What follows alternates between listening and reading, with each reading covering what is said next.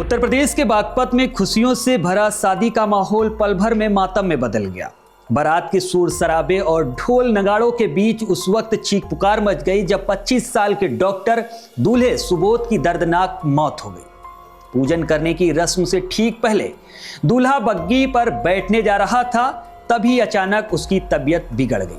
वो हाईवे किनारे खड़े होकर उल्टी करने लगा, लेकिन इसी दौरान तेज रफ्तार ट्रक ने उसे रौंद दिया। कुछ ही मिनटों में दूल्हे ने तड़प तड़प कर दम तोड़ दिया। उधर मंडप में बैठी दुल्हन ने जब यह खबर सुनी तो वो बेहोश होकर गिर गई। देखते ही देखते पूरे घर की खुशियां मातम में बदल गई। सुबह जब दूल्हे का सब घर पहुंचा तो कोहराम मच गया। सुबोध की मां सबसे लिपट कर रोने लगी। थोड़ी देर में वो बेहोश हो गई। सब यात्रा घर से उठी तो वहां मौजूद लोगों की आंखें नम हो गई। दोपहर में गांव के शमशान घाट पर अंतिम संस्कार किया गया। भाई ने मुख अग्नि दी। पुलिस का कहना है कि हादसे के बाद ट्रक चालक मौके से फरार हो गया। उसकी तलाश की जा रही है। घटना सरूरपुर कला गांव की है। हादसा रविवार देर रात करीब 1 बजे हुआ। डॉक्टर सुबोध रोदिया बिनौली क्षेत्र के पिचकोरा गांव के रहने वाले हैं। उनके पिता डॉक्टर राम रोधिया और भाई अंकुर रोधिया भी डॉक्टर हैं। करीब 6 महीने पहले सुबोध की शादी सकरूरपुर कला की रहने वाली नेहा से तय हुई थी। शादी की तारीख 23 नवंबर रखी गई थी। दुल्हन के गांव के एक युवक ने बताया कि रविवार सुबह ही मेहमानों के आने का सिलसिला शुरू हो गया था।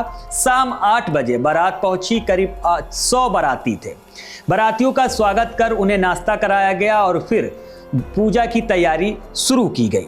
दुल्हन नेहा लाल जोड़े में तैयार बैठी थी। बाराती डीजे की धुन पर नाच रहे थे। इसी बीच बग्गी आकर खड़ी हुई। दूल्हा जैसे ही बग्गी पर बैठने चला था, उसकी तबीयत बिगड़ गई। वो दिल्ली सहारनपुर राष्ट्रीय राजमार्ग किनारे आकर उल्टी करने लगा। तभी तेज रफ्तार ट्रक ने उसे कुचल दिया। वहां पर मौजूद लोगों के अनुसार दरवाजे पर हाथ में माला लेकर बारातियों का स्वागत में कुछ लोग खड़े थे। हादसे की खबर मिलते ही सब वहां भागकर पहुंचे। कुछ देर बाद ही दूल्हे की मौत हो गई। उसके पिता अपने बेटे के पैर पकड़कर बिलखने लगे। बहन भाई की मौत की खबर सुनकर बेहोश हो गई। उधर हादसे की सूचना मिलते ही दुल्हन नेहा भी बेसुध होकर गिर गए। जब उसकी शादी तय हुई थी, घर में खुशी का माहौल था।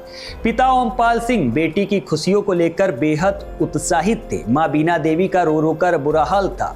ओमपाल सिंह सदमे में थे और बोल भी नहीं पा रहे थे। कुछ ही पलों में खुशियों का माहौल मातम में बदल गया। किसी को अंदाजा भी नहीं था कि बारात के बीच इतना बड़ा हादसा हो जाएगा। फिलहाल अब इस घटना से क्षेत्र में सनसनी फैल गई है और परिवार में कोहराम मचा हुआ है।